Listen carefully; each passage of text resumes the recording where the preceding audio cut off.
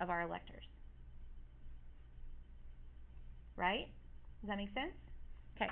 Only Maine and Nebraska don't do it that way. So when we talk about what happened in the election of 2016, where Donald Trump lost the popular vote, but he won the Electoral College, it's because of this kind of breakdown. Because we have a situation where the votes are close, popular vote-wise.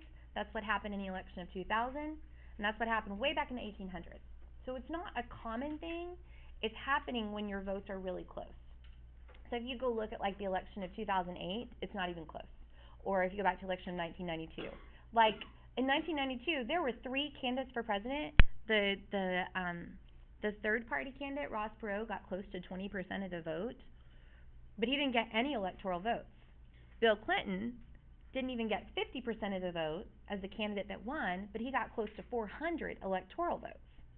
Because it's just like a mathematical thing. Is this making sense without me like having you like physically count and like are you getting it? Okay. So the winner take all feature, it definitely like it makes the results sometimes not look really like what the popular vote is, and it can skew it a little bit. It also very much marginalizes a third party candidate. Why don't third party candidates tend to win the popular vote? Gary Johnson was all over the place. Why did he not win the popular vote in any state, you guys? Because he's what? Yeah, he's not one of the 2 major party candidates, and we still have, even though we have lots of independents in this country, we still have a lot of people that vote based on name recognition. We have a lot of people that go in and vote Republican, Democrat, and the media is going to pay a lot more attention to those candidates. That's where the money is. That's wherever. It is, I don't want to say it's impossible, but I want to say it's impossible, but I don't want to say it's impossible because then something will happen and I'll be wrong. But it is practically impossible for a third party candidate in our country to win the presidency. The only time that happened, the last time that a third party candidate became president was Abraham Lincoln. And that was when the Republican Party became a dominant party. So if we have a party split, if the Republican Party splits into 2 or the Democratic Party splits into 2, then we might have a third party candidate win, but that's because they're going to become the majority party. We have a system that fosters this, that makes it practically impossible for a third party candidate ever to win. Okay? Are you processing? Anna? If it's impossible for them to win, then why do they even bother? It's a good question. What do you think? If it's impossible, if Gary Johnson knew he wasn't going to win, and he would get mad if you told him, like I saw him get kind of hostile in interviews when people said that to him. So if Gary Johnson knows he's not going to win, why does he run? So he can prevent the other person from winning. He can prevent somebody else from winning because he likes them less. Kind of like when those 3 boys over there, when they're like, okay, well, we don't like those other candidates, so we're going to switch our vote for Christie because Christie is better to them than the other 2 candidates. That's the closest I'm going to get. Okay. Maybe they want to like make these other yahoos kind of face up to something.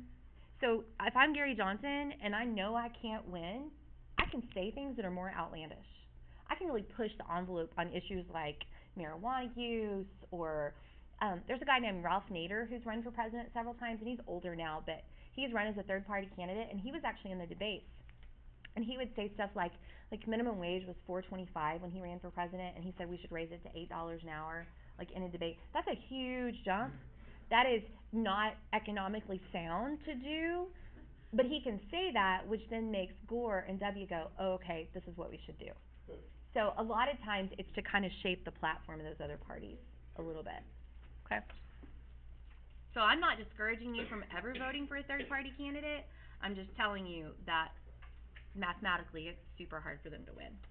Okay, let's watch this little video then that's going to go through some of the failings of the Electoral College. I do not 100% agree with this man, okay? But he has some good points. In a fair democracy, everyone's vote should count equally. But the method that the United States uses to elect its president, called the Electoral College, violates this principle by making sure that some people's votes are more equal than others. The Electoral College is, essentially, the 538 votes that determine who wins the presidency. If these votes were split evenly across the population, every 574,000 people would be represented by one vote. not what happens because the Electoral College doesn't give votes to people, only states, which has some unfair consequences. For example, there are 11.5 million people in Ohio, so, to fairly represent them, it should get 20 electoral votes. But the Electoral College doesn't give Ohio 20 votes, it only gets 18, 2 less than it should. Where do those other votes go? To states like Rhode Island. Plucky Rhode Island has 1.1 million people in it, so it should have about 2 votes, but instead it gets 4. Those extra 2 votes that should be representing Ohioans go to representing Rhode Islanders instead. Why? Because, according to the rules of the Electoral College, every state, no matter how few people live there, gets 3 votes to start with before the rest are distributed according to population. Because of this rule, there are a lot of states with a few people that should only have 1 or 2 votes for president, but instead get 3 or 4. So Georgians, Virginians, Michiganders, and Jerseyites are each missing 1 vote. Pennsylvanians, North Carolinians, Ohioans, and Hoosiers are missing 2, Floridians are missing 4, New Yorkers 5, Texans 6, and Californians are 10 votes short of what they should get. Because of this vote redistribution, the Electoral College essentially pretends that fewer people live where they do and more people live where they don't. An American who lives in one of these states has their vote for president count for less than an American who lives in one of these states. In some cases, the Electoral College bends the results just a little, but if you live in a particularly large or small state, it bends them a lot. 1 Vermonter's vote, according to the Electoral College, is worth 3 Texans' votes, and 1 Wyomingite's vote is worth 4 Californians. Now whoa, hold on there, son, you might be saying to yourself right now. You're missing the whole point of the Electoral College, is to protect the small states from the big states. Give the small states more voting power and the presidential candidates will have to pay them more attention in an election. If that's the goal of the Electoral College, it's failing spectacularly. Here's a graph showing the number of visits the presidential candidates paid to each of the states in the last 2 months of the previous election. If it looks like there are a few states missing, you're right. Only 18 of the 50 states received even a single visit from a candidate, and just 2 of those states, Maine and New Hampshire, have very small populations. The area of the country with the most small states is conspicuously missing. The Electoral College doesn't make candidates care about small states.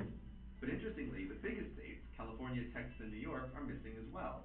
So what's going on? Looking closer, just 4 states, Ohio, Florida, Pennsylvania, and Virginia, received a majority of the candidates' attention during the election. And if you follow the money, it's the same story.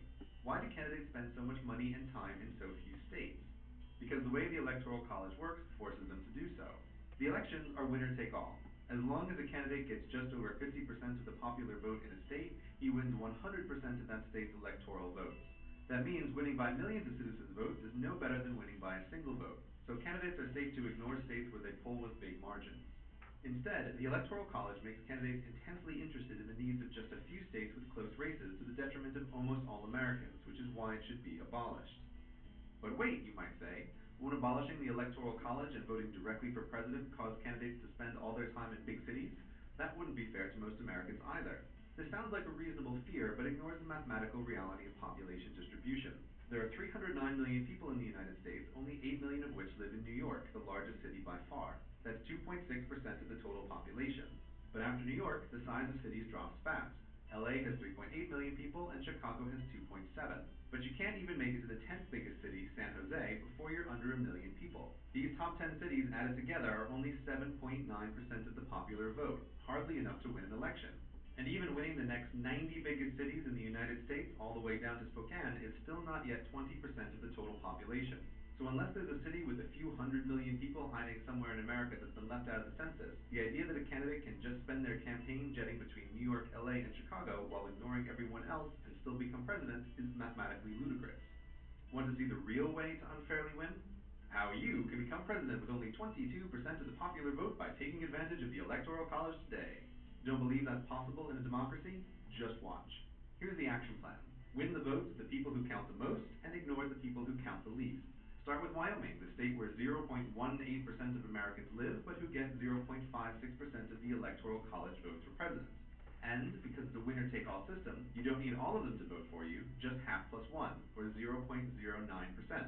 Next up is the District of Columbia, where winning 0.1% of the population gets you an additional 0.56% of the Electoral College. Then add in wins in Vermont and North Dakota and Alaska. Notice how the votes you're getting to win the presidency go up much faster than the percent of the population who voted for you because of the Electoral College's rules.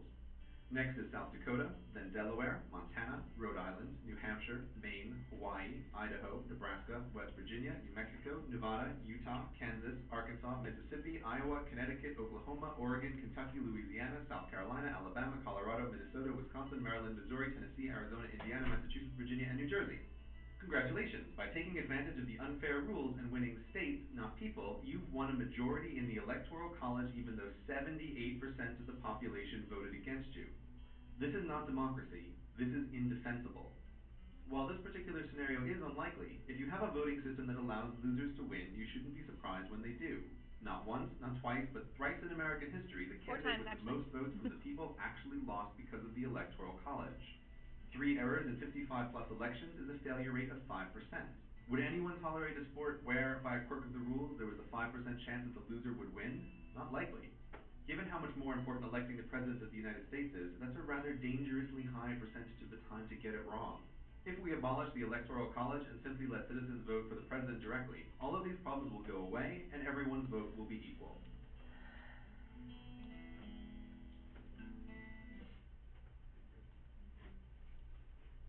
Bet you're feeling super good right now, huh? Okay. We're going to figure out why we don't get rid of the Electoral College. Okay? Because there's some very legitimate reasons that it won't happen. That I don't think it will happen. Okay. All right. This shows you the electoral vote of 2016. Remember that the blue states are the states that the Democrats won. The red states are the states that the Republicans won. Okay, so it shows you Hillary Clinton got 232 electoral votes, and Donald Trump got 306. Definitely has 270. And then even with Maine and Nebraska splitting theirs, right, it was like a 1 and a 2 and a 1, because they're small states. They don't have a lot of electoral votes. Okay, this is a popular vote. Okay, so it shows you by comparison. Again, the red are the counties where, like, they won solidly, that Trump won solidly, and then, like, the lighter color shows you that maybe where it was closer in those counties. The blue, obviously, where Clinton won a lot, and then the lighter the blue, the less decisive the win would be. And so Clinton got 48% of the popular vote, and Donald Trump got 45.9% of the popular vote. When you look numbers-wise, though, there's like 3 million people difference.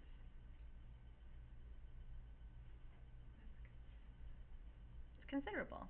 It's definitely considerable. So, first of all, I want you guys to tell me why we will not get rid of the Electoral College. Because it's been proposed numerous times. So why do I think that the Electoral College will probably never go away? Although I could be wrong. I always have to add that now for everything. What would it take to get rid of the Electoral College? Not a whole big answer. Like what would we have to do to get rid of the Electoral College? Okay, we'd have to amend the Constitution. Okay, so let's go with that line of thinking. Why will we not ever get rid of the Electoral College? Because the majority won't ratify it. Okay, so when I saw you point to that, so you pointed to that, so everybody let's look back to the idea of the amendment process. Who would have to ratify getting rid of the Electoral College?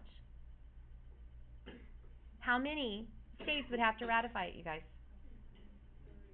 3/4 of the states. So I want you to look at this map and tell me to whose advantage is it not, I'm not saying that well, who is it not advantageous for them? Which states don't want to get rid of the Electoral College? Yeah. Can you imagine if you think about the level of influence that the less populous states have over this process?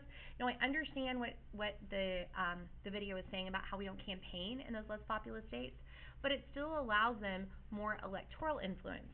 And remember, this also has to do with their representation in Congress. There's a lot of stuff that goes along with that. So a less populous state, like why would they ever do that? Part of the reason that the Electoral College also turns out the way it is because of this concept, which is called the swing state. Lewis, can you tell me what a swing state is? So like during an election, like you're really known for like turning a side or something. Yeah. They're ones that we don't have a strong ideological, like they're definitely